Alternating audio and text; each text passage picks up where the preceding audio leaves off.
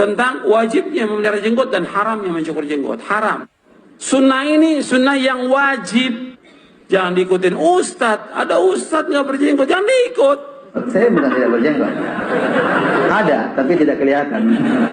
Yang memang kehidupannya menentang sunnah. Ini kan kebodohan. Ada orang sudah belajar di Timur Tengah, dapat gelar doktor, pulang jadi orang bodoh. Tapi ya gimana jenggotnya dimasukin?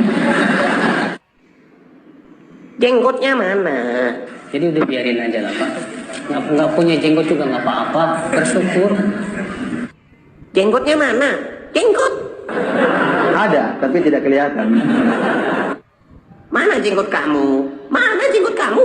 Jangan ngaku-ngaku Ustadz Sunnah kalau belum punya jenggot. Yang pakai jenggot tuh orang-orang yang sudah tua tuh baru pakai jenggot. Ada apa anak-anak muda pakai jenggot? Karena apa? Nabi memerintahkan u'ful liha, adalah kamu pelihara jenggot kamu. Wa arkhul liha, panjangkan jenggot kamu. Ya kita namanya anak muda, pelan-pelan gitu.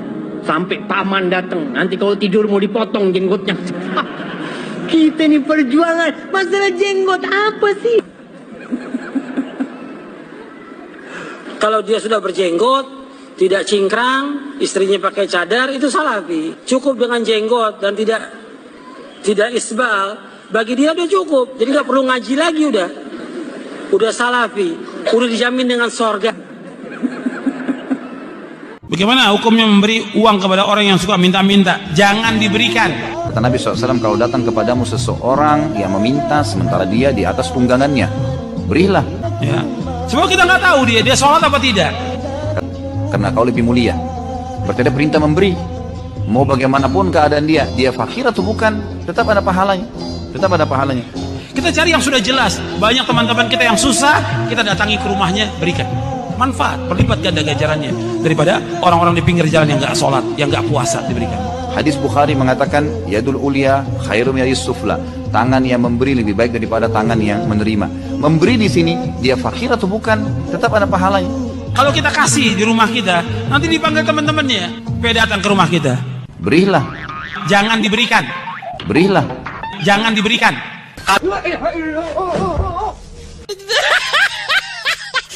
Merayakan maulid, apakah orang tersebut keluar dari ahlus sunnah wal jamaah? Ada ustadz mengatakan maulid itu termasuk dalam khilafiyah.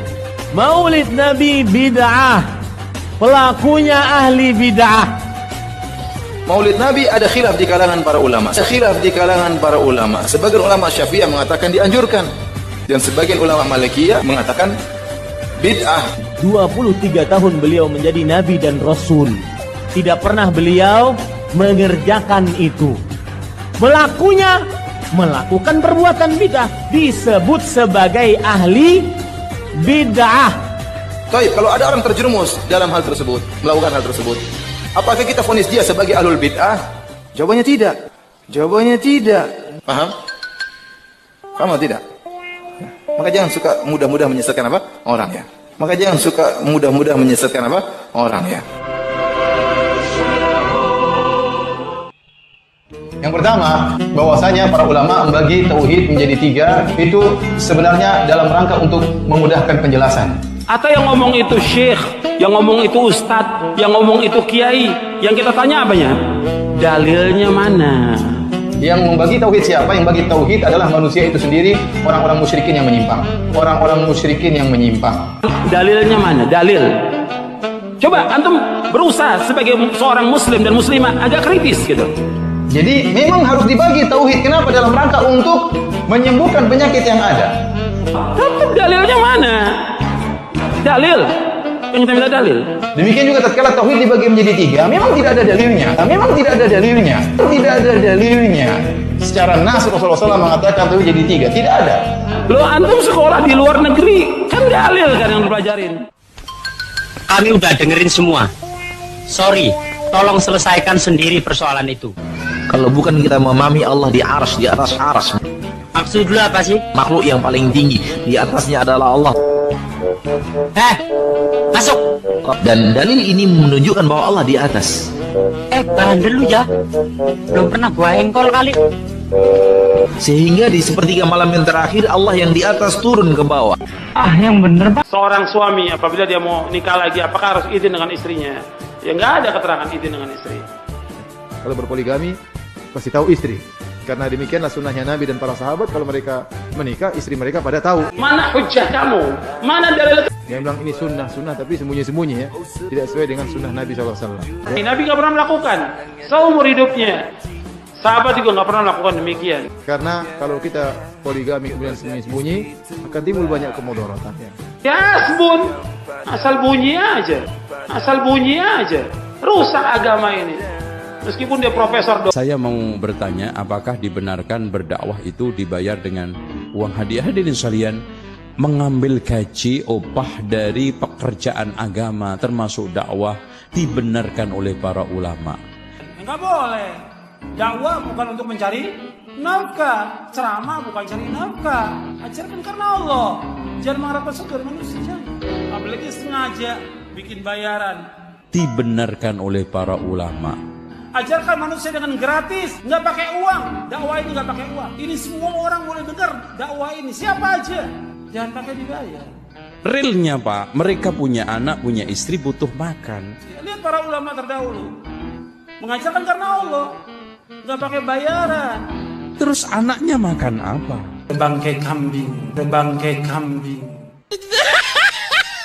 Wahai anakku, kunut subuh itu bid'ah. Kalau bid'ah nggak boleh kita ikut.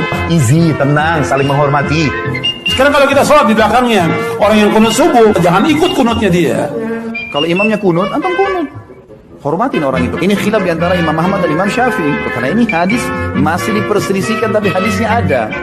Artinya harus kunut. Tapi kalau dia sujud, wajib ikut. Karena kita bermakmum dengan imam.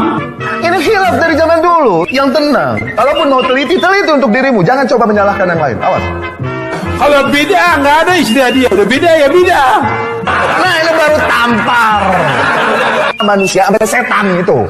Sekarang kalau kita sholat di belakangnya, orang yang kunut subuh, mereka kunut, biarkan mereka kunut. Jangan ikut kunutnya dia. Kalau kau tidak mau kunut, jangan ikut sholat. Kalau kau tidak mau kunut, jangan ikut sholat. Kudu dipiara, kambing dipiara bisa gemuk.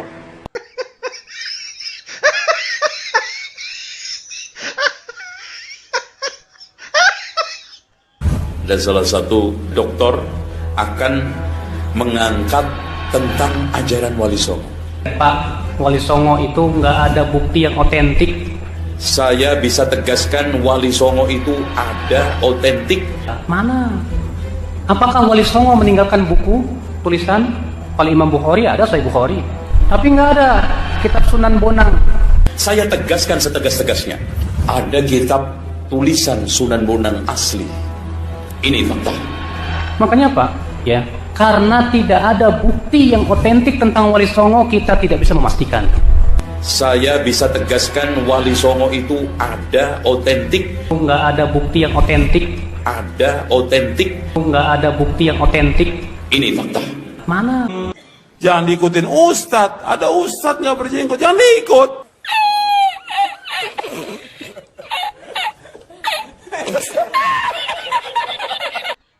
Apa hukumnya pasang foto di sosmed? Aduh, makruh, mengarah kepada haram. Foto pengen ria, ya jadi sirik kecil. Terus nggak diganti-ganti udah sebulan, tat. Ya udah riaknya kali sebulan gitu loh. Antum telah menginvestasi dosa. Ya sebaiknya nggak usah.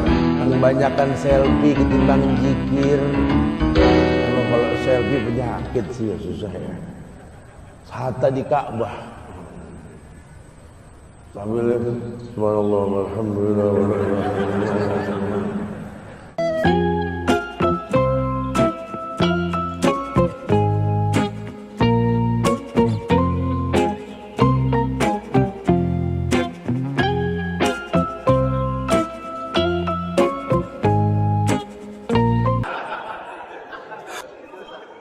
La haula wala quwwata illa billah. Dalilnya mana? Jadi kita dalam beragama ini jangan ikut-ikutan.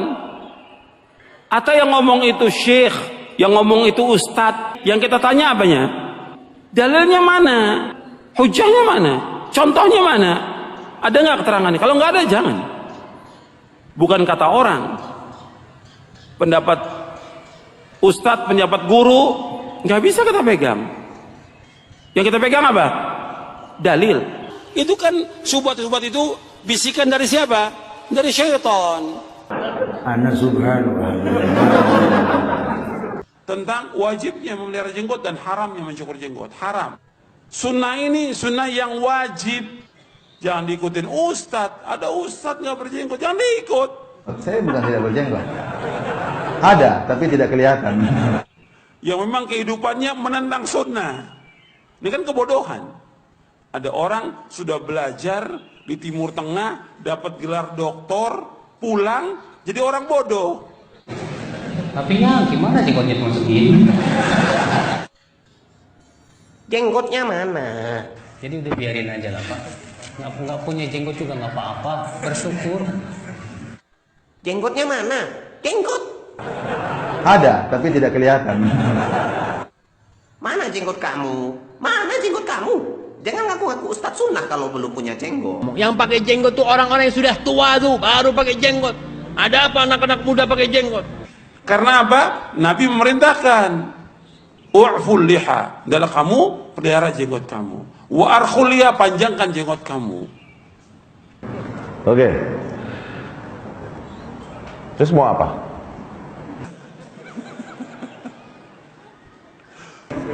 Terus kelar urusan, terus langsung pindah agama. Dicibir ya akhi. Belum disundut-sundut kan? Jangan dibakar, disundut-sundut, korek, udah belum? Digeprak deh pakai kursi, jeder, udah belum? Di demo, udah belum? Kalau udah begitu pun nggak boleh tinggal ini agama, nggak boleh tinggal ini manhaj, nggak boleh tinggal ini sunnah, dicibir.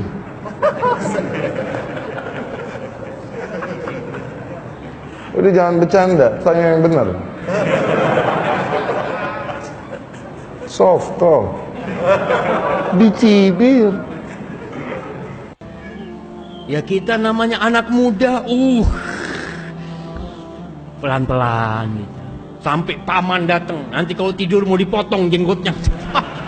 Kita ini perjuangan, masalah jenggot apa sih?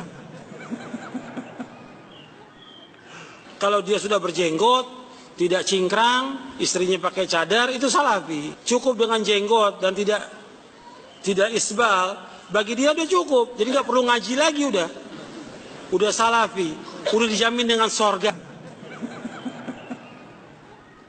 عبالك اقعد نسمعك شي غنية على الراديو واحد. ويحك، وهل كان يوجد راديو على ايام القديم الصالحة؟ اكيد لا. اذا اغلق هذا الراديو الكافر. غلقنا بئس التكنولوجيا. عبي اكد مسكر الازاز مدور لك الاي سي الاير كونديشن. ويحك، وهل كان يوجد اير كونديشن على ايام القديم الصالحة؟ اكيد لا. اذا اغلق هذا الاير كونديشن الملعون. وهذا الاير كونديشن غلقنا. هذا افضل. من يدق ويحك، اياك ان تجيب على هذا الجوال الكافر. ولماذا؟ وهل كان يوجد جوالات على ايام القديم الصالحة؟ اكيد لا. اذا اغلق هذا الجوال الملعون. غلقنا الجوال. التكنولوجيا. يا عم انا في اسالك سؤال. تفضل يا اخي. هل كان يوجد سيارات تاكسي ايام القديم الصالحة؟ كلا والف كلا. كلا. زال فز. تريث فز. تريث يا اخي، تريث.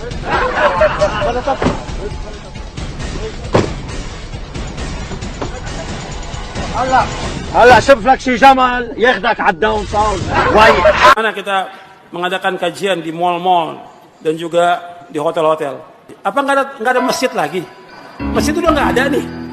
Mau di masjid, di rumah, kita dakwah di mana saja ya. Ajak dia di masjid. Bukan di rumah-rumah. Bukan di hotel. Boleh dakwah di hotel? Boleh, nggak ada masalah dakwah di mana saja. Di pasar juga kita kalau bisa berdakwah, ya. Pasar itu kan tempatnya apa? Pasar kata Nabi tempatnya apa? Setan. Jangan kamu yang pertama masuk ke dalam pasar kata Nabi. Boleh dakwah di pasar atau tidak? Boleh, Nabi udah dakwah di mana-mana. Pergi ke pasar berdakwah. Asalnya dakwah di mana saja boleh. Nggak boleh. Boleh. Nggak boleh. Boleh. Nggak boleh. Nggak boleh. Kami udah dengerin semua. Sorry, tolong selesaikan sendiri persoalan.